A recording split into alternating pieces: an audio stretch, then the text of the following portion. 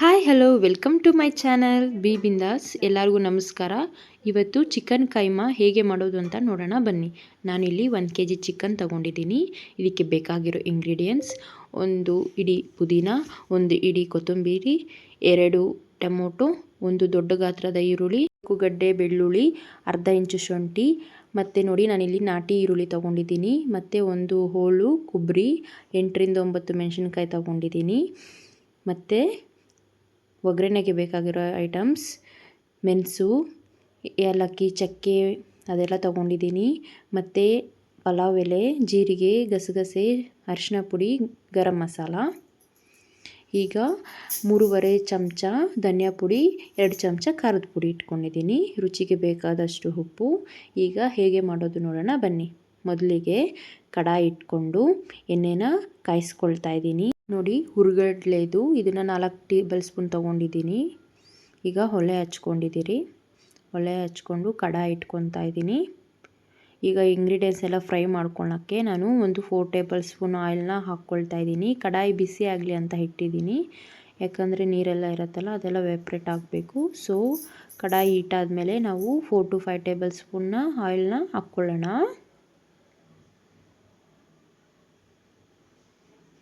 ನೋಡಿ, ಎಣ್ಣೆ ಹಾಕ್ಕೊಂಡಿದ್ದೀನಿ. ಈಗ ಎಣ್ಣೆ ಸ್ವಲ್ಪ ಹೊತ್ತು ಬಿಸಿ ಆಗಲಿ. ನೀಟಾಗೆಲ್ಲ ಬಿಸಿ ಆಗಬೇಕು, ಈ ಥರ ಬರುತ್ತೆ. ಈಗ ಇದಕ್ಕೆ ನಾವು ಒಗ್ಗರಣೆಗೆ ಇಟ್ಕೊಂಡಿದ್ರಲ್ಲ ಪಲಾವ್ ಎಲೆ, ಅದೆಲ್ಲ ಹಾಕ್ಕೊಳ್ತಾ ಇದ್ದೀನಿ ನಾನು. ಇದಕ್ಕೆ ಚಕ್ಕೆ ಲವಂಗ ಎಲ್ಲ ಹಾಕ್ಕೊಳ್ತಾ ಇದ್ದೀನಿ. ಮೆಣಸು ಕೂಡ ಹಾಕ್ಕೋಬೇಕು. ಇದೆಲ್ಲ ಹಾಕ್ಕೊಂಡು ಚೆನ್ನಾಗಿ ಫ್ರೈ ಮಾಡ್ಕೋಬೇಕು. ನಿಜ ಕೈಮಾ ಅಂತೂ ಮಸ್ತ್ ಇರುತ್ತೆ, ನೀವು ಟ್ರೈ ಮಾಡಿ. ನೀವು ತಿಂದರೆ ಸ್ವರ್ಗ ಥರ ಕಾಣುತ್ತೆ. ನೋಡ್ಕೊಳ್ಳಿ, ನಾನು ಹಾಕೋ ಇಂಗ್ರೀಡಿಯೆಂಟ್ಸ್ ಎಲ್ಲ. ನಿಮಗೇನಾದರೂ ನಮ್ಮ ಚಾನಲ್ ಇಷ್ಟ ಆಗಿದ್ದರೆ ಖಂಡಿತವಾಗ್ಲೂ ನೀವು ನಮ್ಮ ಚಾನಲಲ್ಲಿ ಬರೋ ರೆಸಿಪಿನ ಟ್ರೈ ಮಾಡಿ ಹೇಗಿದೆ ಅಂತ ರಿವ್ಯೂ ಹೇಳಿ. ನೋಡಿ, ನಾನು ನಾಟಿ ಈರುಳ್ಳಿನ ಯೂಸ್ ಮಾಡ್ತಾಯಿದ್ದೀನಿ. ತುಂಬ ಚೆನ್ನಾಗಿರುತ್ತೆ ನಾಟಿ ಈರುಳ್ಳಿ ಟೇಸ್ಟ್ಗೆ. ಮತ್ತೇನಂದರೆ ಒಲೆಯಲ್ಲಿ ಮಾಡ್ಕೊಂಡು ತಿನ್ನೋ ಅಡುಗೆ ಅಂತೂ ನಿಜವಾಗ್ಲೂ ಬಹಳ ರುಚಿಯಾಗಿರುತ್ತೆ. ಖಂಡಿತವಾಗ್ಲೂ ನೀವು ಒಲೆಯಲ್ಲಿ ಟ್ರೈ ಮಾಡಿ. ನಾವು ಹೇಳಿರೋದಕ್ಕೆ ಅಂತ ಅಲ್ಲ, ಇದು ಹಳೆ ಕಾಲದಿಂದ ಬಂದಿರೋ ಒಂದು ಪದ್ಧತಿ, ಮತ್ತು ರುಚಿನೂ ಅಷ್ಟೇ ಸೂಪರಾಗಿರುತ್ತೆ. ಖಂಡಿತವಾಗ್ಲೂ ಟ್ರೈ ಮಾಡಬೇಕು. ನೋಡಿ, ನಾನು ಇಲ್ಲಿ ಕರ್ಬೇವಿನ ಸೊಪ್ಪನ್ನು ಹಾಕ್ಕೊಳ್ತಾ ಇದ್ದೀನಿ. ಫ್ರೇಗ್ರೆನ್ಸ್ಗೆ ಚೆನ್ನಾಗಿರುತ್ತೆ. ಮಟನ್ಗೆ ಅಂತಲೇ ಹಾಕ್ಕೋಬೋದು, ನಾವು ಬರೀ ವೆಜ್ಗೆ ಹಾಕ್ಕೋಬೇಕಂತ ಏನೂ ಇಲ್ಲ. ಚಿಕನ್ ಕೂಡ ಆ್ಯಡ್ ಮಾಡ್ಕೊಳ್ಳಿ. ಚೆನ್ನಾಗಿ ಫ್ರೈ ಆಗಬೇಕು, ಡೀಪ್ ಫ್ರೈ ಆಗಬೇಕು ಆಯಿಲಲ್ಲಿ. ಇದಾದಮೇಲೆ ನಾವು ಶುಂಠಿ ಬೆಳ್ಳುಳ್ಳಿ ಎಲ್ಲನೂ ಹಾಕ್ಕೊಳ್ಳೋಣ. ಇದ್ರ ಜೊತೆಗೆ ಚೆನ್ನಾಗಿ ಫ್ರೈ ಆಗಲಿ. ಒಂದು ಇಂಗ್ರೀಡಿಯೆಂಟ್ ಆದಮೇಲೆ ಒಂದು ಹಾಕ್ಕೋಬೇಕು, ಯಾಕಂದರೆ ಫಸ್ಟ್ ಹಾಕಿರೋದು ಸ್ವಲ್ಪ ಫ್ರೈ ಆಗಬೇಕು, ಆಮೇಲೆ ಇನ್ನೊಂದು ಹಾಕ್ಕೋಬೇಕು. ಎಲ್ಲ ಒಂದೇ ಸಮನೆ ಹಾಕಿದ್ರೆ ಸರಿಯಾಗಿ ಬಾಯ್ಲ್ ಆಗೋಲ್ಲ. ಅದರಿಂದ ನಾನು ಒಂದಾದಮೇಲೆ ಒಂದೊಂದೇ ಹಾಕ್ಕೊಳ್ತಾ ಇದ್ದೀನಿ ನಿಧಾನವಾಗಿ.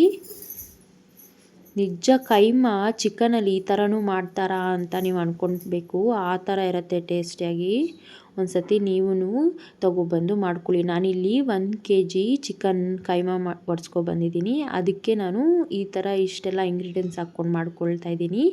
ಏಕೆಂದರೆ ಕೈಮಾಗೂ ಮಸಾಲೆ ಬೇಕು, ಸಾಂಬಾರಿಗೂ ಮಸಾಲೆ ಬೇಕು. ಸೊ 2 ಐಟಮ್ಗೂ ಮಸಾಲೆ ಬೇಕಾಗಿರೋದ್ರಿಂದ ಸ್ವಲ್ಪ ಇಂಗ್ರೀಡಿಯೆಂಟ್ಸ್ ಹೆಚ್ಚಾಗಿ ಹಾಕ್ಕೊಳ್ತಾ ಇದ್ದೀನಿ ನಾನು. ನೀವು ಹಾಕ್ಕೊಳ್ಳಿ. ವಿತೌಟ್ ಮಿಸ್ ಟ್ರೈ ಮಾಡ್ಕೊಳ್ಳಿ. ಈ ಕೈಮಾ ಚಿಕನ್ ಹೆಂಗಿದೆ ಅಂತ ತಿಂದ್ಬಿಟ್ಟು ಕಮೆಂಟ್ ಮೂಲಕ ನಮಗೆ ತಿಳಿಸ್ಕೊಡಿ. ನೋಡಿ ಏನೇನು ಹಾಕ್ತೀನಿ ಅಂತ ನಾನು. ಇವಾಗ ಇದೆಲ್ಲ ಚೆನ್ನಾಗಿ ಫ್ರೈ ಆಗ್ತಾಯಿದೆ. ಇದೆಲ್ಲ ಚೆನ್ನಾಗಿ ಫ್ರೈ ಆಗೋ ಟೈಮ್ಗೆ ನಾವು ಟೊಮೊಟೊ ಎಲ್ಲ ಹಾಕ್ಕೋಬೇಕು. ಟೊಮೊಟೊನ ಹಾಕ್ಕೊಂಡು ಡೀಪ್ ಫ್ರೈ ಮಾಡ್ಕೊಳ್ತಾ ಇದ್ದೀನಿ.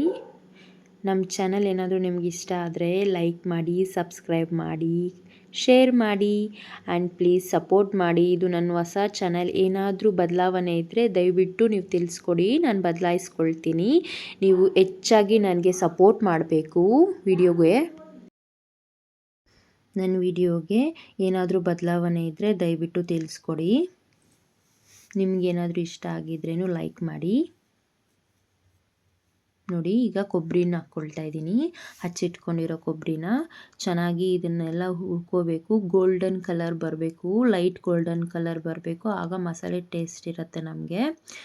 ನೋಡಿ, ಎಲ್ಲ ಫ್ರೈ ಮಾಡ್ಕೊಳ್ತಾ ಇದ್ದೀನಿ. ಈ ಥರ ಮಿಕ್ಸ್ ಮಾಡಿಕೊಂಡು ಫ್ರೈ ಮಾಡ್ಕೋಬೇಕು ಚೆನ್ನಾಗಿ.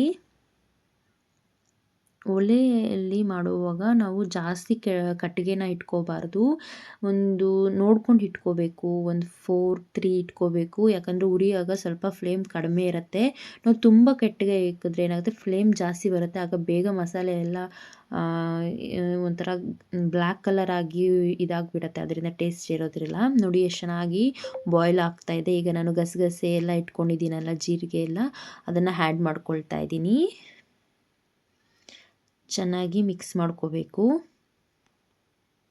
ನಾನು ಈ ಮಸಾಲಾಗೆ ಸಂಬಾರ ಅಂತ ಬರುತ್ತೆ, ಗಂದಿಗೆ ಅಂಗಡಿಯಲ್ಲೆಲ್ಲ ಸಿಗುತ್ತೆ. ಆ ಸಂಬಾರನ ಆ್ಯಡ್ ಮಾಡ್ಕೊಂಡಿದ್ದೀನಿ. ತುಂಬ ಒಂದು ಫ್ರೇಗ್ರೆನ್ಸ್ ಇರುತ್ತೆ. ಈ ಮಟನ್ಗೆ ಚಿಕನ್ಗೆ ಎಲ್ಲ ಹಾಕ್ತಾರೆ ನಮ್ಮ ಮನೇಲಿ. ಸೊ ನಾನು ಆ್ಯಡ್ ಮಾಡ್ಕೊಂಡಿದ್ದೀನಿ. ನಿಮಗೂ ಸಿಕ್ಕಿದ್ರೆ ನೀವು ಖಂಡಿತವಾಗ್ಲೂ ಯೂಸ್ ಮಾಡಿ, ತುಂಬ ಒಳ್ಳೆಯದು. ಈಗ ಕೊತ್ತಂಬರಿನ ಹಾಕ್ಕೊಳ್ತಾ ಇದ್ದೀನಿ. ನೋಡಿ, 1 ಬೈ 1 ಸ್ಟೆಪ್ ಬೈ ಸ್ಟೆಪ್ ನಾನು ಹಾಕ್ಕೊಳ್ತಾ ಇದ್ದೀನಿ. ಅದರಿಂದ ನಿಮಗೆ ಲಾಂಗ್ ಪ್ರೊಸೆಸ್ ಅನಿಸ್ಬೋದು, ಬಟ್ ಇದು ಈಸಿನೇ. ಮನೆಯಲ್ಲಿ ಮಾಡ್ಕೊಳ್ಳಿ, ಏನು ಲಾಂಗ್ ಅನಿಸಲ್ಲ ನಿಮಗೆ. ಈಗ ನೋಡಿ, ಪುದೀನ ಕೂಡ ಹಾಕ್ಕೊಳ್ತಾ ಇದ್ದೀನಿ. 1 ಬೈ 1 ನಾನು ಹಾಕ್ಕೊಂಡು ನೀಟಾಗಿ ಡೀಪ್ ಫ್ರೈ ಮಾಡ್ಕೊಳ್ತಾ ಇದ್ದೀನಿ. 1 ಬೈ 1 ಹಾಕೋದ್ರಿಂದ ಜಾಸ್ತಿ ಇಂಗ್ರೀಡಿಯೆಂಟ್ಸ್ ಇರುತ್ತಲ್ಲ, ಅದರಿಂದ ನೀಟಾಗಿ ಕುಕ್ ಆಗಲಿ, ಬಾಯ್ಲ್ ಆಗಲಿ, ಚೆನ್ನಾಗಿ ಅದು ಫ್ರೇಗ್ರೆನ್ಸ್ ಬೀಳಲಿ ಅಂತ ನಾನು ಸ್ಟೆಪ್ ಬೈ ಸ್ಟೆಪ್ನ ಯೂಸ್ ಮಾಡ್ತಾ ಇದ್ದೀನಿ ಇಲ್ಲಿ. ಯಾಕಂದರೆ ತುಂಬ ನಾವು ಪೇಸ್ಟ್ ಮಾಡ್ಕೋಬೇಕಲ್ವಾ ಮಸಾಲೆಗೆ, ಅದಕ್ಕೆ ಸ್ವಲ್ಪ ಇಂಗ್ರೀಡಿಯೆಂಟ್ಸ್ ಜಾಸ್ತಿ ಹಾಕಿದ್ದೀನಿ. ಸೊ ಅದು 1 ಬೈ 1 ಆಗಬೇಕು. ಎಲ್ಲ ನೋಡಿ, ಈ ಥರ ಆಗಿದೆ. ಒಂದು ಹಾಫ್ ಬಾಯ್ಲ್ ಮಾಡ್ಕೊಳ್ಳಿ ಸಾಕು, ತುಂಬಾ ಬೇಡ. ಈಗ ಸ್ವಲ್ಪ ಹೊತ್ತು ತಣ್ಣಗಾಗೋಕ್ಕೆ ಬಿಡೋಣ. ಈಗ ತಣ್ಣಗಾಗಿದೆ, ಗ್ರೈಂಡ್ ಮಾಡ್ಕೊಳ್ತಾ ಇದ್ದೀನಿ. ಸ್ವಲ್ಪ ಪ್ರಮಾಣಕ್ಕೆ ವಾಟರ್ ಹಾಕ್ಕೊಳ್ಳಿ, ತುಂಬಾ ಹಾಕ್ಕೋಬೇಡಿ. ನೋಡಿ, ಇವಾಗ ಗ್ರೈಂಡ್ ಮಾಡ್ಕೊಳ್ಳೋಣ. ನೋಡಿ, ಮಸಾಲೆ ಈ ಥರ ನುಣ್ಣಗಾಗ್ತಾ ಇದೆ. ಈಗ ಇಟ್ಕೊಂಡಿದ್ದೀರಲ್ಲ ಧನಿಯಾ ಪುಡಿ, ಖಾರದ ಪುಡಿ, ಅದನ್ನು ಹಾಕ್ಕೊಂಡು ಗ್ರೈಂಡ್ ಮಾಡ್ಕೊಳ್ಳೋಣ ನೀಟಾಗಿ. ಗ್ರೈಂಡ್ ಮಾಡ್ಕೊಂಡಾಗ ಸ್ವಲ್ಪ ನೀರು ನೋಡ್ಕೊಂಡು ಹಾಕ್ಕೊಳ್ಳಿ, ತುಂಬಾ ಹಾಕ್ಕೋಬೇಡಿ. ಯಾಕಂದರೆ ಇದು ಕೈಮಾಗಿ ಮಾಡ್ಕೊಳ್ತಾ ಇದೆ, ಆದಷ್ಟು ಸ್ವಲ್ಪ ಗಟ್ಟಿಯಾಗಿರಲಿ. ಇದು ಚೆನ್ನಾಗಿ ಗ್ರೈಂಡ್ ಆದಮೇಲೆ ಈ ಬೇಳೆನ ನಾವು ಈ ಥರ ರುಬ್ಬಿಗೆ ಇಟ್ಕೊಳ್ಳೋಣ. ಕಡಲೆನ ಈಗ ಈ ಕೈಮಾ ವಾಶ್ ಮಾಡಿ ಇಟ್ಕೊಂಡಿದ್ದೀರಲ್ಲ 1 kg ಕೈಮಾಗೆ, ಈಗ ಈ ಪೌಡರ್ನ ಆ್ಯಡ್ ಮಾಡ್ಕೊಳ್ಳೋಣ. ಜೊತೆಗೆ ಈಗ ಗ್ರೈಂಡ್ ಮಾಡ್ಕೊಂಡು ಇಟ್ಕೊಂಡಿದ್ದೀರಲ್ಲ ಮಸಾಲೆ, ಫ್ರೈ ಮಾಡ್ಕೊಂಡಿರೋದು, ಅದನ್ನು ಕೂಡ ಹಾಕ್ಕೋಬೇಕು. ಈ ಪೌಡರ್ ಹಾಕಿದ್ರೇ ಅದಕ್ಕೆ ಸಿಗೋದು, ಉಂಡೆ ಬರೋದು. ಅದರಿಂದ ನಾವು ಹುರ್ಗಡ್ಲೆದನ್ನ ಹಾಕ್ಕೊಳ್ಳೇಬೇಕಾಗತ್ತೆ ಪೇಸ್ಟ್ ಮಾಡಿಬಿಟ್ಟು. ಸೊ ಈಗಲೇ ನಾವು ಏನು ಮಾಡಬೇಕಂದ್ರೆ ಇದ್ರ ಜೊತೆಗೆ ಸ್ವಲ್ಪ ಸಾಲ್ಟ್ನೂ ಆ್ಯಡ್ ಮಾಡ್ಕೋಬೇಕು. ಕೈಮಾ ಉಂಡೆ ಇಡ್ತೀರಲ್ಲ, ಸೊ ಚಿಕನ್ಗೆಲ್ಲ ಚೆನ್ನಾಗಿ ಉಪ್ಪು ಹಿಡಿಬೇಕಂದ್ರೆ ಹೀಗೆ ಮಾಡಿಕೊಂಡು ಚೆನ್ನಾಗಿ ಹಿಡಿಯೋ ಥರ ನಾವು ಮಾಡಿಕೊಂಡು ಇಟ್ಕೋಬೇಕು. ಈ ಥರ ಕೈಯಲ್ಲೇ ಮಾಡ್ಕೋಬೇಕು. ಮತ್ತು ಇದನ್ನು ಒಂದು ರೌಂಡು ಗ್ರೈಂಡ್ ಮಾಡ್ಕೋಬೇಕು. ಈಗ ನಾನಿಲ್ಲಿ ಮೊಟ್ಟೆ ಆ್ಯಡ್ ಮಾಡ್ತಾಯಿದ್ದೀನಿ. 1 kgಗೆ 1 ಮೊಟ್ಟೆ ಆ್ಯಡ್ ಮಾಡ್ತಾಯಿದ್ದೀನಿ. ಯಾಕಂದರೆ ರುಚಿ ಚೆನ್ನಾಗಿರುತ್ತೆ ಮತ್ತು ಉಂಡೆ ಹಿಡಿಯೋಕ್ಕೂ ಹದವಾಗಿ ಬರುತ್ತೆ. ಅದರಿಂದ ಹಾಕ್ಕೊಂಡು ಸ್ವಲ್ಪ 1 ರೌಂಡ್ ಅಷ್ಟೇ, 1 ರೌಂಡ್ ಹಂಗೆ ಮಾಡಿಕೊಂಡು ಬಂದುಬಿಡೋಣ. ಎಲ್ಲನೂ ಅಷ್ಟೇ ಹಾಕ್ಕೊಂಡು 1 ರೌಂಡ್ ಪೇಸ್ಟ್ ಮಾಡ್ಕೊಂಡು ಬರಬೇಕು. ನೋಡಿ, ಈ ಥರ ಆಗುತ್ತೆ. ಈಗ ಇದನ್ನು ಉಂಡೆ ಹಿಡಿಯೋಣ. ಒಂದು ಪ್ಲೇಟ್ ತೊಗೊಂಡು ಚೆನ್ನಾಗಿ ಈ ಥರ ಉಂಡೆ ಹಿಡಿದು, ನಿಮಗೆ ಯಾವ ಸೈಜ್ ಬೇಕೋ ಆ ಸೈಜ್ ಇಟ್ಕೊಳ್ಳಿ. ನಾನು ಮೀಡಿಯಮ್ ಸೈಜಾಗಿ ಉಂಡೆ ಹಿಡಿತಿದ್ದೀನಿ. ಈ ಥರ ಒಂದೊಂದೇ ಉಂಡೆ ಮಾಡಿ ನೀಟಾಗಿ ಒಂದು ಪ್ಲೇಟಲ್ಲಿ ಇಟ್ಕೊಳ್ತಾ ಇದ್ದೀನಿ.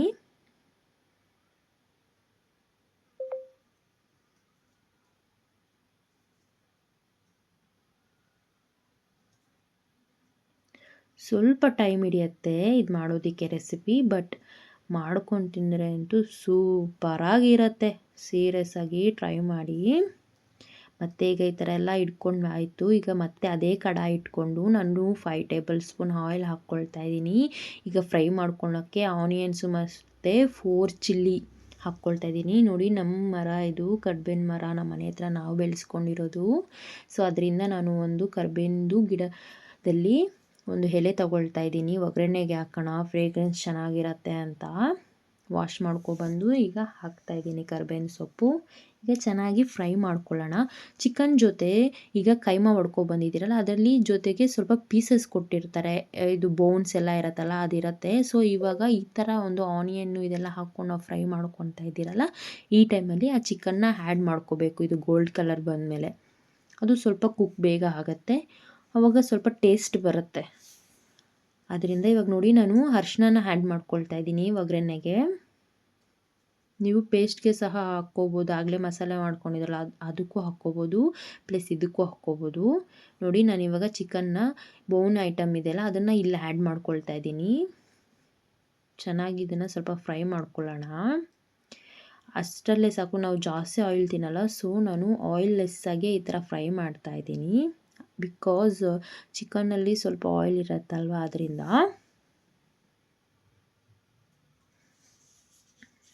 ಚೆನ್ನಾಗಿ ಸ್ವಲ್ಪ ಫ್ರೈ ಮಾಡ್ಕೊಳ್ಳೋಣ, ಸ್ವಲ್ಪ ಎಲ್ಲ ಗೋಲ್ಡ್ ಕಲರ್ ಬರಲಿ. ಈಗ ಏನು ಮಾಡಬೇಕಂದ್ರೆ, ನಾವು ರುಬ್ಬಿಟ್ಕೊಂಡಿದ್ದೀರಲ್ಲ ಸ್ವಲ್ಪ ಪೇಸ್ಟು, ಚಿಕನ್ಗೆ ಆ್ಯಡ್ ಮಾಡಿ ಮತ್ತು ಉಳಿತಾಯ ಮಾಡ್ಕೊಂಡಿದ್ದೀರಲ್ಲ ಸಾಂಬಾರ್ಗಂತ, ಆ ಪೇಸ್ಟ್ನ ಕಂಪ್ಲೀಟಾಗಿ ಇದರಲ್ಲಿ ಹಾಕ್ಕೊಂಡ್ಬಿಡೋಣ. ಇದರಲ್ಲಿ ನೀಟಾಗಿ ಡಿಪ್ ಮಾಡ್ಕೊಂಡ್ಬಿಡೋಣ.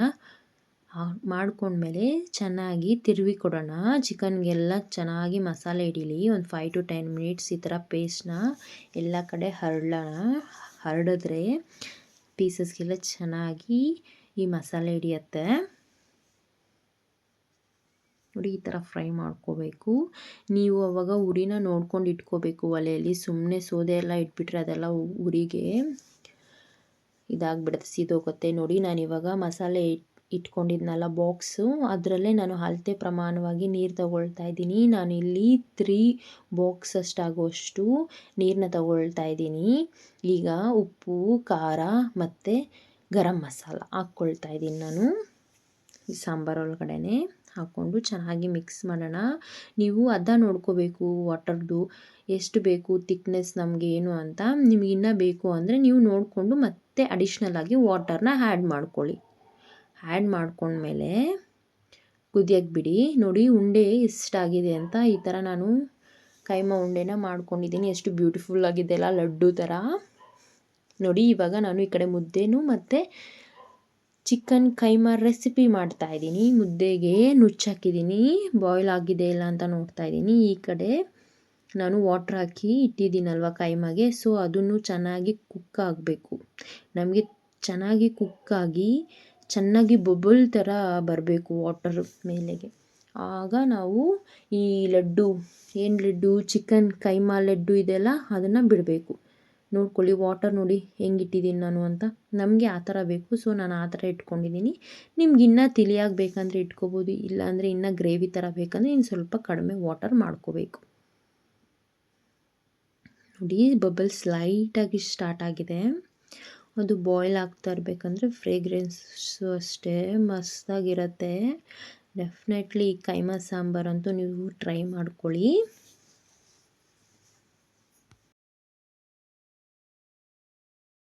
ಚೆನ್ನಾಗಿ ಈ ಥರ ಬಬಲ್ಸ್ ಥರ ಬರಬೇಕು. ಸೊ ನೀವು ಒಂದು 10 to 20 ಮಿನಿಟ್ಸ್ನ ಒಂದು ಪ್ಲೇಟ್ನ ಕ್ಲೋಸ್ ಮಾಡಿಬಿಟ್ಟು ಬಿಟ್ಬಿಡಬೇಕು. ಚೆನ್ನಾಗಿ ನಮಗೆ ಸ್ಮೆಲ್ ಬರುತ್ತೆ, ಅದು ಫ್ರೇಗ್ರೆನ್ಸು.